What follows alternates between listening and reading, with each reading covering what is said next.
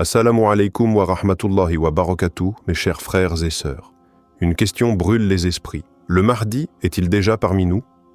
En 2025, les signes se multiplient, les tensions augmentent et les cœurs attentifs ressentent une urgence spirituelle. Ce n'est plus une simple théorie ou un sujet de curiosité. C'est une réalité qui pourrait bouleverser le monde entier. Dans un contexte mondial de crise, de division, de confusion, nombreux sont ceux qui regardent vers les prophéties avec plus d'attention. Et si ce temps tant redouté, tant espéré, approchait réellement? Et si les signes annoncés par notre bien-aimé prophète, paix et salut sur lui, étaient déjà sous nos yeux? Frères et sœurs, cette vidéo n'est pas là pour semer la peur. Elle est là pour éveiller, pour nous pousser à nous poser la vraie question. Suis-je prêt si tout cela commence maintenant? Le Mahdi n'est pas une figure mythique. Il est bien réel, et les hadiths authentiques en parlent avec précision.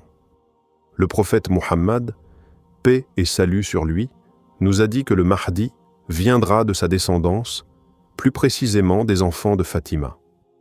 Il portera son nom, Muhammad ibn Abdillah. Il sera un homme ordinaire, mais guidé par Allah pour une mission extraordinaire. Il ne cherchera pas le pouvoir, au contraire, il le refusera. Et c'est à la Kaaba que les croyants le reconnaîtront et lui prêteront allégeance, entre le Maqam Ibrahim et la pierre noire. À ce moment-là, il commencera sa mission, rétablir la justice sur terre après qu'elle ait été remplie d'injustice. Le prophète nous a dit qu'il régnera pendant 7 ou 9 ans, durant lesquels la paix, la sécurité et la justice régneront comme jamais auparavant. Il viendra dans une période de troubles mondiaux, où les divisions entre les musulmans seront profondes, où les cœurs seront égarés et où la vérité sera mélangée au mensonge. C'est dans ce contexte qu'il émergera, comme une lumière au milieu des ténèbres. Et chaque croyant sincère doit connaître ces signes, non pour spéculer, mais pour être éveillé, vigilant et prêt intérieurement. Lorsque l'on regarde le monde avec les yeux du cœur, on comprend que de nombreux signes annoncés par le prophète, paix et salut sur lui, se sont déjà réalisés. Il a parlé d'un temps où les gens délaisseraient que la prière, où la fornication, l'alcool et l'indécence seraient répandus, où les mosquées seraient pleines mais vides de guidance, où les savants authentiques disparaîtraient et où les ignorants prendraient leur place. Est-ce que ce n'est pas exactement ce que nous vivons aujourd'hui? Il a dit que les femmes seraient habillées mais nues, que les voix des chanteurs seraient élevées, que les marchés seraient très proches les uns des autres, que les gens se vanteraient dans la construction de hauts bâtiments. Ces signes ne sont pas à venir, ils sont sous nos yeux. Il a parlé des guerres entre musulmans, des trahisons, de l'abandon du Coran comme source de loi. Il a dit que les menteurs seraient crus et les véridiques rejetés. Ce qui était autrefois honteux est aujourd'hui normalisé. Ce qui était clair est maintenant confus. Même dans nos propres foyers, les enfants remettent en question les fondements de la foi.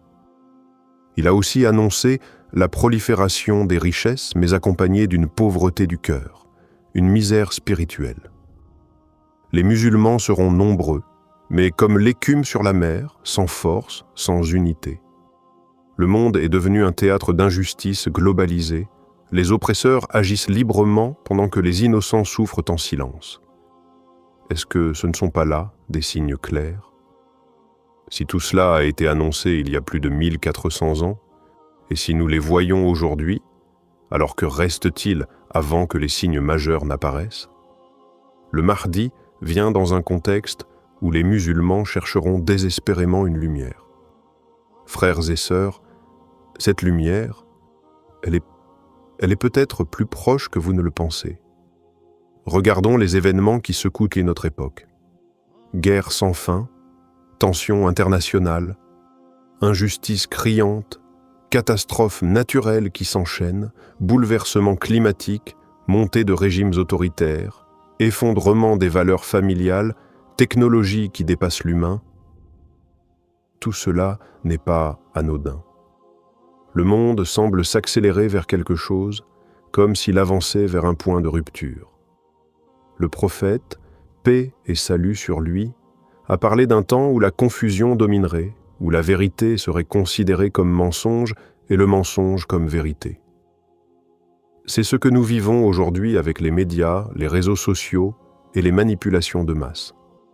La surveillance mondiale, le contrôle des esprits, la dépendance aux écrans, tout cela ressemble à une prison invisible qui isole l'humain de sa nature profonde et de sa foi.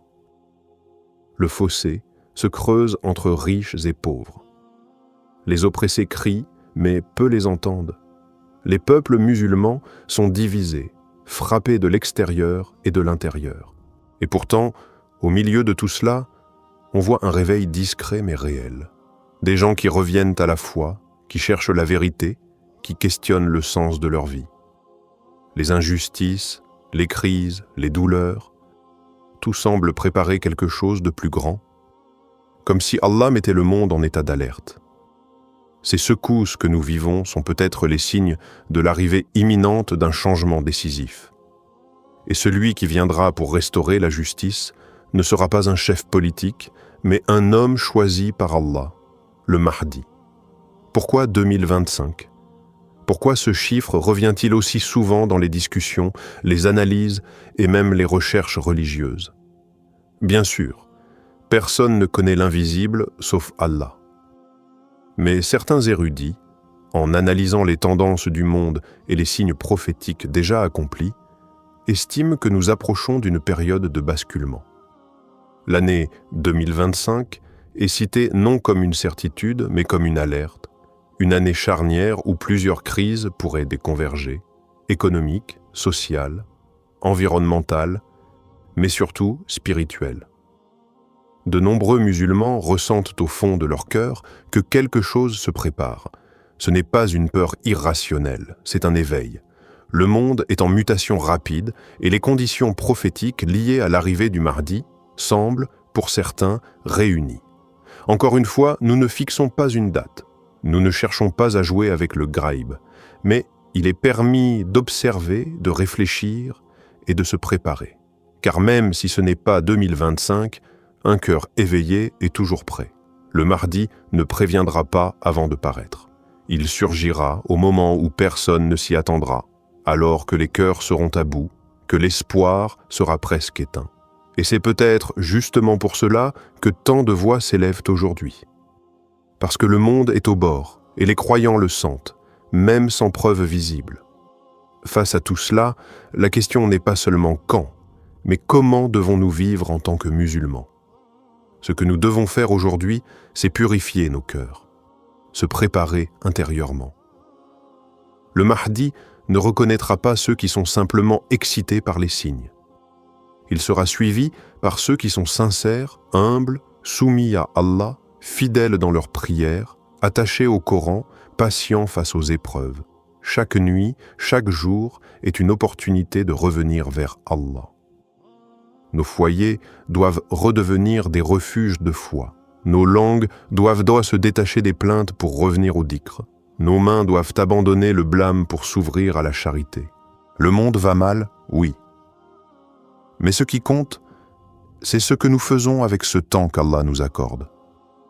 Même si le Mahdi n'apparaissait pas demain, celui qui vit avec la conscience de son retour vit déjà dans la lumière. Apprends à ne pas attendre un miracle extérieur pour changer. Sois ce changement. Réconcilie-toi avec ta foi. Répare ce que tu peux réparer autour de toi. Pardonne. Pardonne-toi. Élève les yeux vers le ciel, non pas dans la peur, mais dans l'espérance. Parce que ceux qui espèrent en Allah ne seront jamais abandonnés. Et peut-être que c'est justement toi que le Mahdi recherchera parmi la foule. Et si il était déjà là ? Pas comme un leader sur un trône, pas encore connu du monde, mais vivant quelque part, observant les injustices, ressentant cette lourde mission qui l'attend. Le prophète, paix et salut sur lui, nous a dit qu'il ne sera pas connu avant l'heure. Il ne viendra pas en criant qu'il est le Mahdi. Il ne sera reconnu qu'après avoir été poussé à prendre le rôle, malgré lui. Peut-être qu'il est déjà né. Peut-être qu'il prie quelque part dans l'ombre, qu'il pleure la nuit en demandant à Allah de le guider. Peut-être qu'il est parmi les opprimés ou qu'il se prépare sans le savoir. Le plus important pour nous, ce n'est pas de le chercher, mais d'être de ceux qui le reconnaîtront lorsqu'il viendra. Et cela demande un cœur propre, une foi solide, une âme qui cherche la vérité. Le Mahdi ne viendra pas pour impressionner, mais pour réveiller. Pas pour dominer, mais pour servir la justice d'Allah. Il ne sera pas adoré, mais respecté comme un serviteur sincère. Et s'il est déjà parmi nous, alors que faisons-nous pour être prêts? Vivons-nous comme des croyants lucides ou comme des distraits égarés? N'attendons pas demain pour croire. N'attendons pas de voir pour se soumettre. Agissons maintenant dans le secret et dans la foi, car celui qui agit aujourd'hui dans la sincérité sera demain parmi les premiers à suivre la lumière. Le monde change, les signes s'accélèrent, et nos cœurs sentent que l'histoire entre dans une phase cruciale.